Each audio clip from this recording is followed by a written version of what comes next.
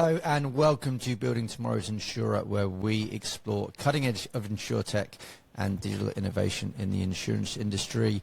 I am your host, Nigel Fellowes-Freeman, the founder and CEO of Kanopi, and we today are going to be exploring one of the up-and-coming rising stars in the insurtech market over in Australia, and that is the broking platform upcover. They are doing some very, very interesting things in SME insurance, which maybe is done slightly differently overseas, but I think we're looking at our own shores of how we're doing things really, really well here. So a massive, massive welcome to Anish Sinha. Thank you so, so much for joining us today. I'm really, really looking forward to this conversation. Nigel, thanks for having me. It's absolutely awesome to be here finally. I've heard a few podcasts that you've put out and loved them, and I'm glad to be a part of the show today. Awesome. Awesome. Thank you so, so much. I'm going to jump straight in, if that's okay. I think you can tell a lot about a person, and especially a founder, from their story, from where they came from, and especially their kind of childhood and how that led into kind of where they are today. So I'd love to maybe start there, if that's okay, with understanding a little bit about, what you did through your childhood that kind of led you into this world of insurtech. Yeah, look, I think it's like all founders, we kind of fall into building a company. It's pretty non-linear, so you don't start thinking about it as a child. I mean, I grew up, my parents were in the government, so sort of growing up in an institutional environment there. My father was in the armed forces. I got a first taste of entrepreneurship really at university. So I went to engineering school in India. It's one of the top 5 engineering schools. It's got this reputation for churning out one of the largest number of unicorns out of India, and a lot of founders based in the Valley in India. And so that's kind of where I met people who wanted to build companies, and the entrepreneurship bug caught on from there. But I followed a traditional path, went on to do my MBA from one of the top tier schools in India, and then worked at Goldman for about 3 years. So, following the beaten path, working at a large institution. But I learned a lot along the way. And really at Goldman, I learned how to read companies' histories backwards and forwards through their financial statements. And I felt I was prepared enough to jump to the other side, the dark side. So I joined an early stage startup in India. We were at seed stage. While I was there for about 3 years, I led growth product marketing, and we scaled to about 10 million users, 80,000 businesses. It was like Mr. Yum for India. And we went from seed to Series B and finally exited to the largest then fintech company in India called Paytm. It's a phenomenal ride as an operator. And I couldn't have done anything else other than start a business, build a business. So I was an immigrant in Australia in 2019, and I met Sky, my co-founder, through Antler. And they invested in us. And we've been on the ride building upcover since 2019. Love it. Can you go a little bit deeper into Antler? I hear a bunch of great reports coming. It is kind of this wonderful transition of putting founders together that often come from more corporate backgrounds, but bringing them together, different skill sets to create companies. I think it's a super, super interesting concept. Can you give us a little taste of kind of what that Antler experience was like? Yeah, absolutely. Look, I mean, I came into Australia not knowing anyone, not having gone to school here, so I didn't have any networks. As a founder, one of the things, as an operator, I had learned that as a founder, you need to have networks, reputation, because you're essentially selling and building. So either you're building and selling, or selling, and if you need to sell, you need to know a whole bunch of people. You need to know the market. You need to know the customers. I didn't know any of that, right? But I knew the guys at Antler from one of their partners in Singapore. So I reached out to them by one of their associates. When I landed in Australia, I don't know how they found out about me. And this is the great thing about Antler. They're like a outbound machine. They pretty much hit everyone's inboxes in Australia by now, and so everyone's heard of them. And they really created this PR machine, and I was like, wow, this is amazing. And I met both the GPs at Antler who were starting the fund, and they had incredible experiences as founders, as operators. And so I said, worst case, I meet some awesome people. Best case, we build a company. So I jumped straight in, not knowing what to expect. And that's truly the life of a founder. You jump into things not knowing where it'll take you. It looks highly risky, but to you look at the total size of the opportunity and what it might become, not what it is today, right? And so I met Sky pretty much before the program kicked off, and she had exceptional experience, domain leader, came from within an industry that hasn't changed in a bit. So it fit all the boxes that I would have liked to check, and we partnered before the program began. So we tracked out. We were one of the few founders that tracked out before. And track out is a term that Antler uses internally to say, now you're ready to go to investment committee, or you're ready to build a business together as founders. And we did that pretty much before the program kicked off, because I was like, absolutely, I had no exposure to the insurance industry other than probably having read Letters to Shareholder by Berkshire Hathaway, So that was probably my only. And then one thing happened interestingly. When I met Sky, we both quoted each other on The History of Risk by Richard Bernstein. So it's called Against the Gods. And I hadn't met another person who had read that book. So I was like, wow, this is amazing. Too much coincidence. So that's kind of how we came together, and we kind of mapped out the problem on the whiteboard.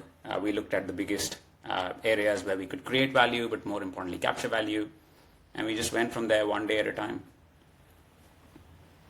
It's coincidence happens when you, I think, put yourself through a number of steps and put yourself in the right situation with the right skills. And I think coincidence and luck are made. They do happen, but you've got to do the right steps before you get there. You spoke a little bit there about jumping in front of a whiteboard, and versus like going deeply into upcover itself. I'm kind of interested in your thoughts, because you're deep in this space, how you see the current market demand for product innovation, specifically within SME insurance in Australia, in this market. Obviously, you know it pretty well now. I'm really interested to understand what you've learned, what you're learning, what are you seeing? Yeah, commercial insurance is one of the most fascinating spaces to uncover. We looked at the insurance industry, general insurance industry as a whole when we started building upcover. And we looked at where there were the least levels of digitization, where there were processes and productivity gains to be made, where there were products which were traditionally more complex or harder to digitize, and where they were where were these products intermediated. And commercial insurance kind of fit all those boxes. And so when you look at SME insurance and more broadly business insurance, which is taken out by mid-tier startups, large corporations, small businesses, sole traders, only 5% of all business insurance is sold online, digitally accessible directly by SMEs. And when you compare that to home and motor insurance, that's like 40 to 45%, sometimes 50%. So compared to more traditional products like home and motor, these products are, extremely not digitized. And so that's the first macro that we realized we could play on. Digitization is always going to win against analog processes, systems. So that was the first kind of layer. And then just for the customer experience as a whole, if you think about, does a business want to buy online, have the convenience of being able to buy when they want, having not to speak with anyone and not being sold, because insurance is traditionally sold, not bought. Digitization again checks all those boxes. So if we keep the axis of digitization and we say we work on solutions and problems around that, it immediately anchors us for growth, because we're improving customer experience, and as a result of that, we'll improve the downstream and upstream processes. How do you think it compares to other markets? Like compare it to kind of maybe UK market, US market, maybe Canadian market. There's maybe more similar in some ways. Have you got a view on how we compare globally? Yeah, I think so. So in terms of size, 3 million SMEs in Australia and businesses that buy about $20 billion in commercial insurance. UK would be about twice the size. And US is obviously about 10 times, so much bigger. But US is state by state regulated, so you got to figure out how to sell in each state and have the licenses. So it's regulatorily, from a regulatory standpoint, it's more complex. Australia is rich. SMEs are not under financial stress. We've heard reports out of the UK where SMEs are trying to reduce their spends, whereas in Australia, we see the propensity to spend amongst SMEs and businesses being generally higher. There is less price sensitivity. The premiums, price increases on the premiums have indicated that they're heading, upwards, having double-digit growth in the last 3 to 5 years. So all boxes point to commercial insurance as an industry doing really well. And Australia is also one of the markets which has one of the highest penetrations of underwriting agencies in the world in business insurance and commercial insurance. So if you put the market structure together, You have customers who want a digital solution. They have the propensity to pay, low price sensitivity. You have a large number of agencies, and agencies are the ones that actually lead the charge on product innovation. And then you have balance sheet providers like the Lloyd's of London and other markets and syndicates that are looking to allocate capital. And so you have this perfect mix where why wouldn't you increase the throughput? Why wouldn't you start digitizing and creating and building digitally native products and experiences so you can increase the level of coverage, improve the level of coverage, and ultimately deliver a better experience? Super interesting. When you were looking at, the reason I call this out is we've got a bunch of founders that listen to the pod, and thinking about how you approach GTM is important, go to market. And obviously in the insurance space specifically, there's so many different parts of the value chain you could attack, right? You just called out agencies, obviously broking market, like Forstack, MGA, TPA, everyone like attacking small different parts of it. When you were putting together Upcover, how did you think about the structure that you wanted to kind of take to market? So I believe you've kind of taken, and correct me if I'm wrong here, believe you've taken the more like a digital broking platform approach versus a pure MGA approach. So can you kind of bring that to life a little? Yeah, absolutely. I think for us as a business, it made sense for us to create value but also capture value. And so we found that we could create the most value by having access to as many specialists in the market, i.e. underwriting agencies, because they've done the hard work of creating and structuring these products and finding capacity and making sure that these products were available for small businesses. We could also create most value by digitizing these products and then capture a lot of value by making sure that all of this was done seamlessly with as least touches as possible in as short a window as possible, so businesses could get to buying these policies and get on with it. And so using those principles, we said we needed a platform that allowed us to connect with multiple underwriting agencies, be able to build APIs into products, and then we really needed to control the front-end customer experience of delivering this. And businesses at the end of the day buy from brands. They buy from people and institutions they trust. So having an Upcover brand, a broking brand, was really, really important to us. And so what Upcover today is essentially a digital broking platform that connects with multiple underwriting agencies, has a lot of products to offer, but we don't compare products. We're not a price comparison website. We work with one underwriter, one insurer, and create digitally native experiences that can then, and products that can then be represented to customers so they truly understand what they're buying. It's fact-based selling rather than saying, here are 5 products, these are the prices against the products, why don't you go ahead and buy it? Because unlike home and motor insurance, business insurance products aren't commoditized. There's a lot of complexity and nuance both in underwriting and how these products are structured. How a plumber buys a liability insurance is very different to how a yoga practitioner or a childcare center or a startup might buy liability insurance. It takes into account the specifics of each business owner and how they operate their business. So there's a lot of complexity there, which is also one of the reasons why it's not been digitized. And we think that being able to create those straight through pass-through experiences which are fully online will enable businesses, will afford businesses a lot of convenience, and they will always pick convenience over choice. That's kind of our differentiating hypothesis. We don't think choice is important. We think convenience is more important to business owners.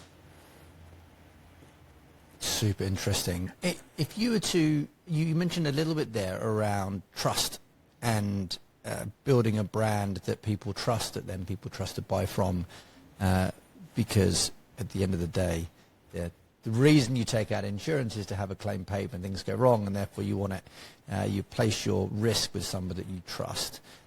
And that must have taken some really proactive thinking from yourself around building a brand to trust, and a brand that folks trust. And maybe can you touch on that around how you've thought about building trust within the brand, the Upcover brand? I think a lot of trust comes from others being able to speak positively about the experience. So we've indexed and over-indexed on customers referring us to other customers, being really tailored in how we spoke to an industry. If we're speaking to a beautician and they want to know about cosmetic injectables, it's very different to how you would speak to a tattooist. And it's very different to how you would speak to a support worker or a plumber or a mobile mechanic. So they all need to have to be spoken with in the context of what they do. So a couple of pillars. One, just making sure that we have really tight SLAs so the customer experience never takes a hit on response times. And then making sure that we nudge the customers to send other customers their way, and we appreciate. And we give them all the information they need to make the decision, so that even if they're paying a bit more or if they want to pay less, but we nudge them to say, have you considered this? Have you thought about these other things in the policy? So rather than a price-based selling strategy, we focus on a fact-based selling strategy. And 1 in 3 businesses quoting on upcover buy with us. It's working. Maybe it's working on a smaller scale, and we'll know how it happens, as the business scales. But so far, so good. Like, we've had 50,000 businesses go to the platform. We've issued about 12,000 policies. And so far, the data suggests that whatever we are doing seems to be working. You touched a little bit then on just in the previous comment around working with multiple agencies and agencies doing the hard work or some of the hard work on product innovation and bringing those products to market. How do you see the Australian market in that sense, in terms of agencies getting Lloyd's capacity, bringing interesting products to market that then you can then partner with and take them to market? Are you seeing anything interesting there? Are you seeing any new kind of products on the horizon that you're thinking, oh, that's kind of interesting, we'll look at bringing to the platform over time? I think there's a lot of focus on getting new and innovative products and targeting industries where either the pace of growth of businesses is really high or the revenue are multiplying, and that's typically with the tech industry. So you would see a lot of tech-focused coverage, cyber coverage coming into the market. It's harder to get capacity for those products because it requires an operating history and track record. So not many agencies will be able to dabble, and syndicates are also careful because the nature of losses are less understood. Everybody knows about the CrowdStrike incident and how that might have impacted, and people are still trying to understand how that could have impacted the modeling on cyber risks, because business interruption is covered within cyber risks. So most businesses were interrupted.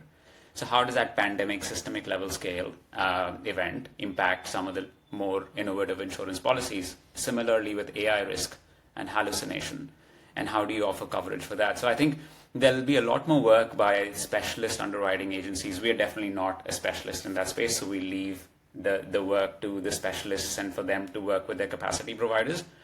Where we come in is to be able to understand how they're thinking about it, and then to be explained that to a customer or a policyholder, so they truly understand why certain coverages can be offered, why certain risks can be covered and others cannot be.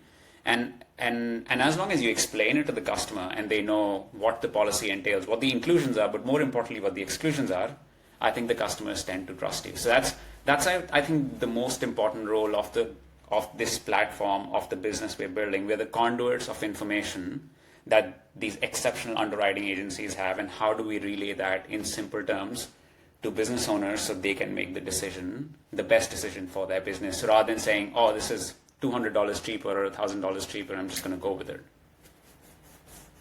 Yeah, cyber's obviously super topical, but also poorly understood. And I think half of the challenge, I think, in serving the maybe under penetration of cyber insurance, the under penetration of cyber insurance is that the education, yeah. Nigel, you're absolutely right. Cyber is one of the most poorly understood products in the market. Sky, my co-founder, in fact, did a thesis on cybersecurity and helped build Zurich's first bespoke cyber SME policy out of Australia when she was at Zurich Insurance. So she understands the product. It's essentially a contract, and it needs to be read as a contract to understand how it deals with the different scenarios and situations. And being able to explain to a business how cyber insurance operates, there are the concepts of first party and third party loss. Being first party, what the policyholder might experience, but then policyholder might have customers and they might experience losses. So those are third party losses, and how those might exacerbate the nature of claims. And to be able to really go through those systems, I think there are a few underwriting agencies, a couple from the US, a couple from the UK, that are doing exceptional work in being able to understand and map these risks. And the nature of these risks originate in technology, and which is why we feel it's a specialist's job. And our job is to make sure that we understand everything in the policy, what is included, what is excluded, is there cover if the cover is active only from today, but the incident happened but wasn't detected from 12 months ago. Is there cover for that? Is there retroactive cover? So it's really going into the specifics of the contract. And I think the market will change and evolve, and education is a large piece of it. So to be able to communicate to the users in simple language, but also to be able to sell at the back of reputation as a digital broker. You can't sell a cyber policy offline. It just doesn't make any sense, right? It's a cyber policy. It should be sold online. Of course, there'll be offline components to it. You will have a conversation with the user, explain to them offline, but it needs to be transacted online. That's the whole basis of why these products will increasingly become digitally native. Yeah, it's big watch this space. I think a massive pent up demand. You can imagine a lot of more kind of capital, both from carriers, from reinsurers, from the venture industry, all pouring into this space. I think it's going to have a flood of capital in to solve these problems, especially around cyber information security and actually the data ownership. I think kind of loss of data is something that is traditionally been very, very hard to protect in terms of data loss. I think there'll be potentially some interesting products coming out there over time. You touched there on the importance of technology and how important technology and your technology stack is to upcover and how you deliver like simplicity and customer experience. Have you seen have you got any tips to share around what you've seen around both maybe customer acquisition and retention, really revolving around your technology solution and how that's really giving some differentiation for you?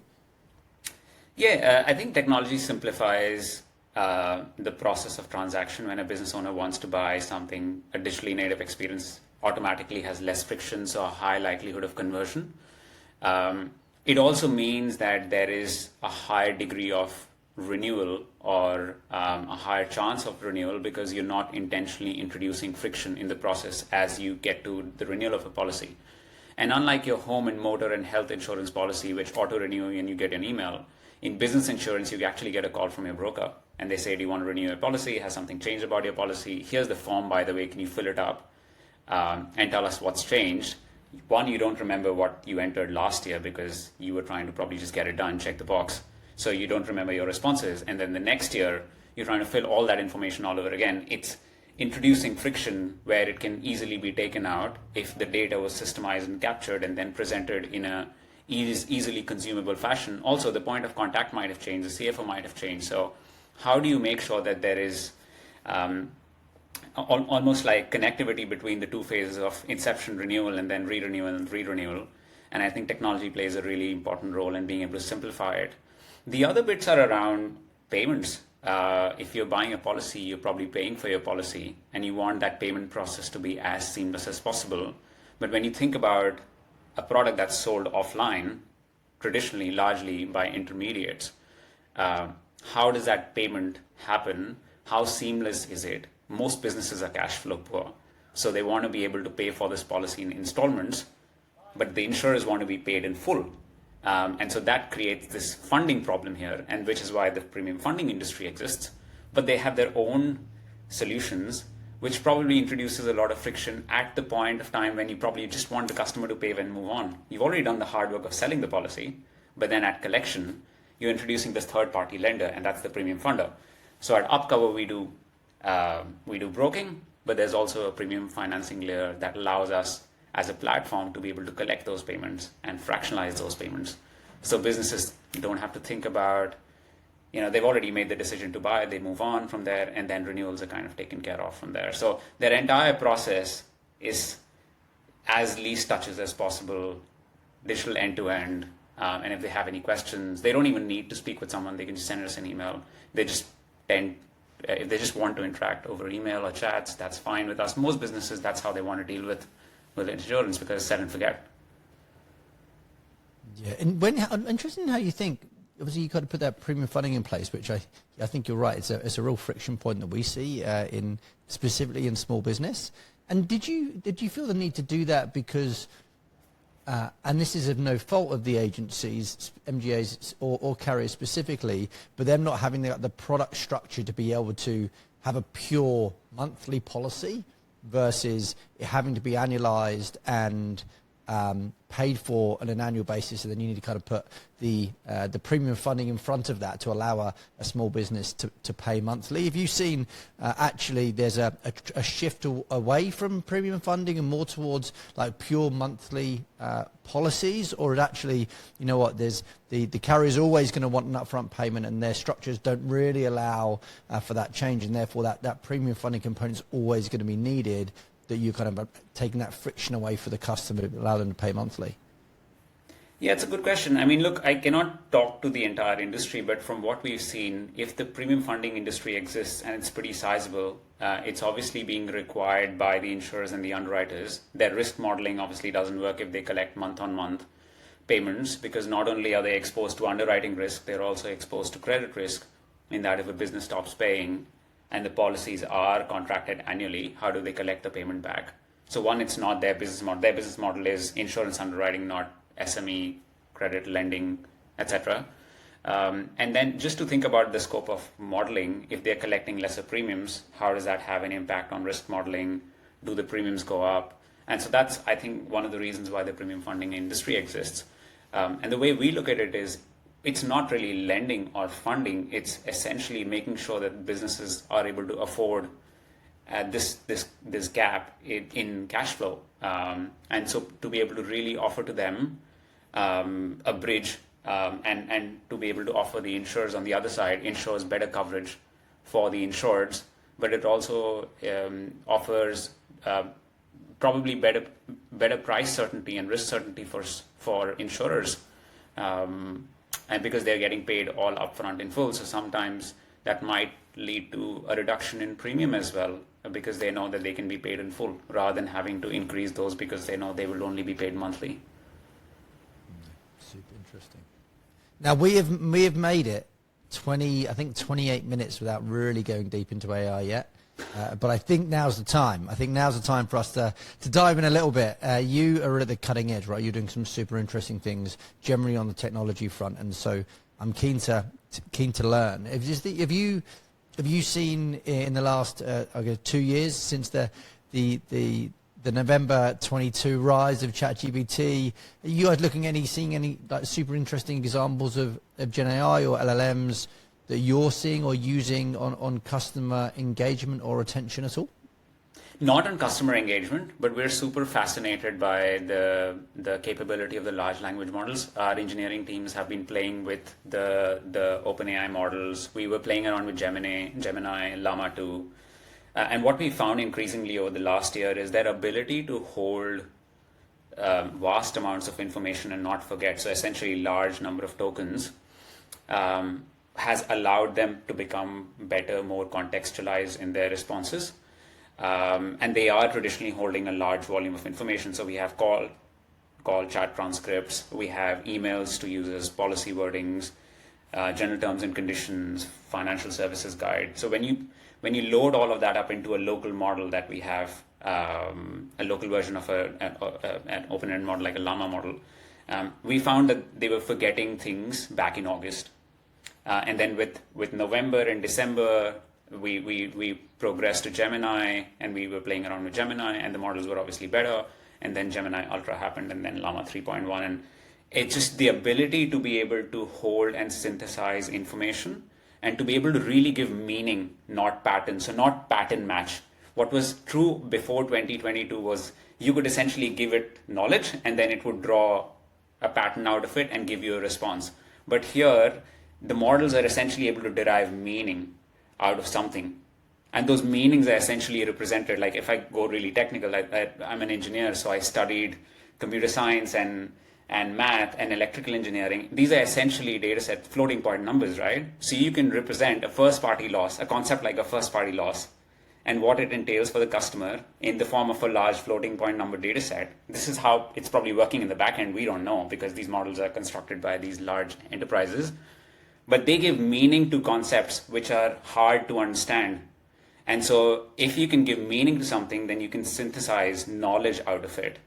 And we think it'll become really, really powerful. So we've played around with a few models and we've thrown some very specific questions based on the data we fed. And the answers that the models were spitting out, really complex questions that customers would ask us, that a broker or an agent would probably require training to answer, the models were able to like spin out in minutes. So we think the level of virtual broking, the level of the more digital commercial insurance becomes, the more the ability to personalize and tailor responses specific to the underwriting guidelines of an underwriting agency. These models will just become like ubiquitous. They will become even more powerful and they're just becoming better. So I think overall it'll move the industry forward. Two trends, voice LLMs.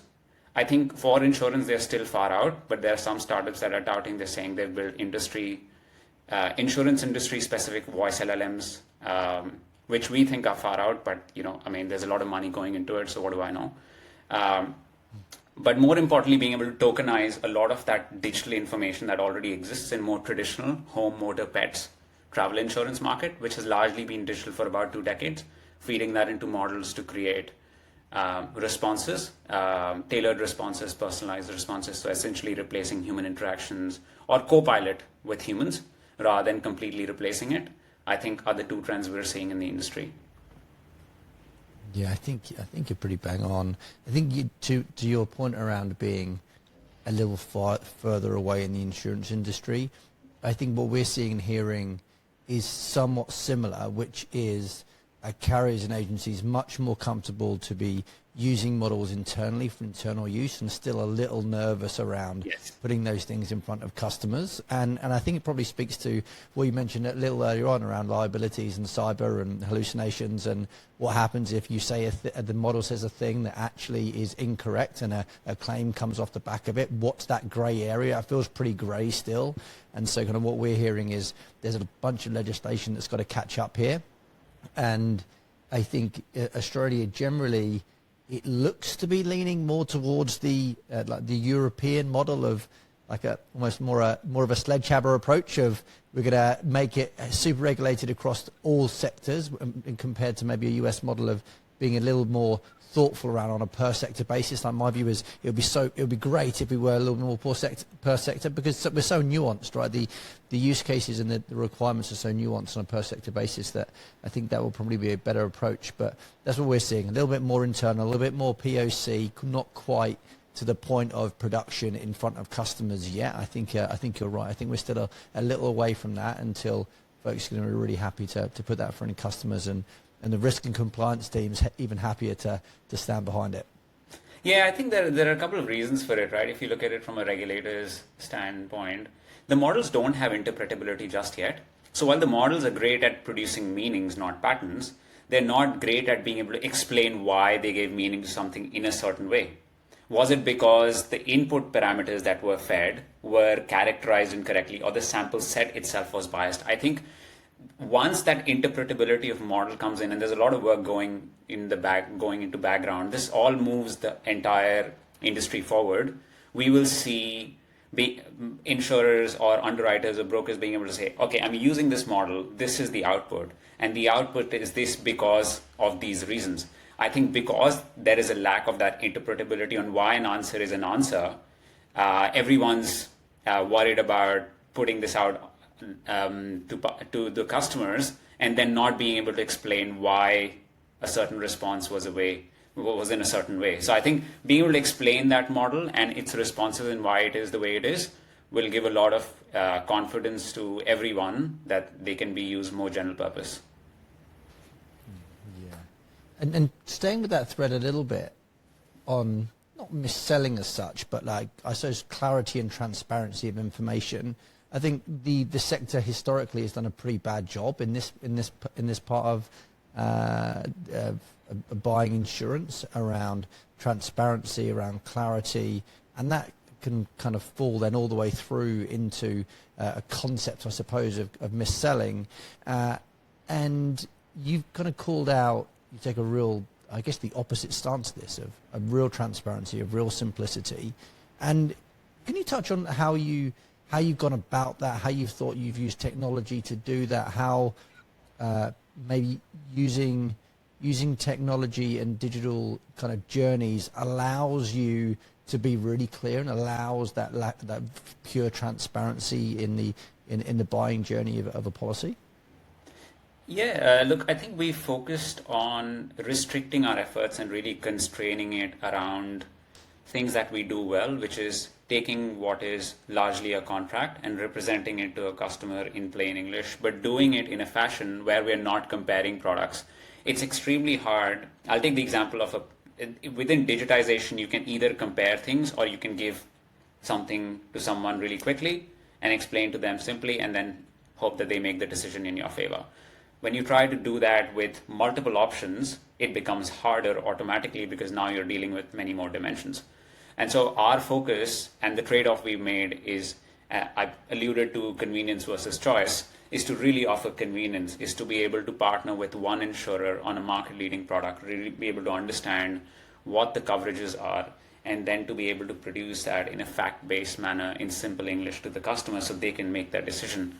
And we've used technology to aid this process. And so when we work with an insurer, we really work hard to understand what are the inclusions in the policy, what are the exclusions in the policy. Sometimes these are not even in the policy wording. A lot of this sits in the underwriter gut, in their brain, in their experiences, lived experiences of losses. And so to be able to really draw that out requires multiple interactions with underwriters, understanding their context. And it's essentially recreating the underwriter's brain through that digital experience and offering it to the customer so that they don't have to, depend on industry knowledge or assumptions.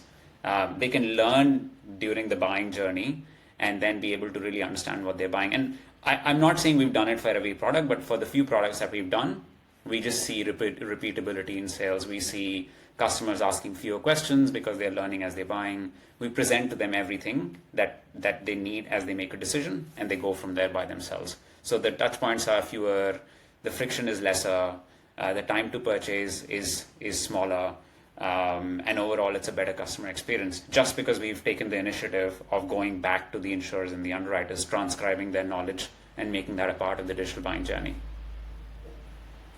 Absolutely love it, and no wonder you're getting some great traction. That is music to everybody's ears, I have no doubt. I'm going to want to step into the future here, if that's okay.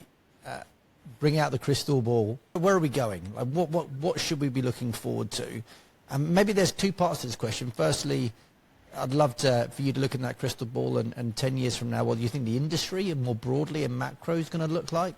And then I'd love to then, the follow-up to that, to really understand upcover, how you're going to fit into that. Like, how's your strategy marry into that kind of more macro, kind of future-looking gazing? Definitely more digital, more transactions occurring online, more selling occurring online, hoping that all of that feedback, selling feedback, is translated into product knowledge and made a part of the underwriting guidelines so product coverages can improve. As an overall, we think there will be more and more businesses. Sole trader businesses are generally more businesses, more economic activity, and because commercial insurance is indexed to the level of economic activity, it will continue to grow in size. From a complexity perspective, it will obviously continue to grow because more new and emerging kind of risks will have to be insured. There will be more systemic connectivity, so making sure that all those factors are accounted for and how coverages operate. I think there'll be a greater role for data in that, because it's more digital and everything can now be labeled, previously by humans and now by machines. The level of productivity gains, or just in general customer experience as a result of that, and what they buy and how they understand what they buy, will improve. More specifically within the value chain, I think broking will continue to become virtualized, Face-to-face broking or in-person selling will just go down unless these are really large accounts, and even their productivity gains will be made by AI. Underwriting will continue to become more specialized. There might be more roll-ups. So one underwriting agency might own 7 or 10 or 12 functions, each of them kind of specialized in their own way of how they underwrite risks.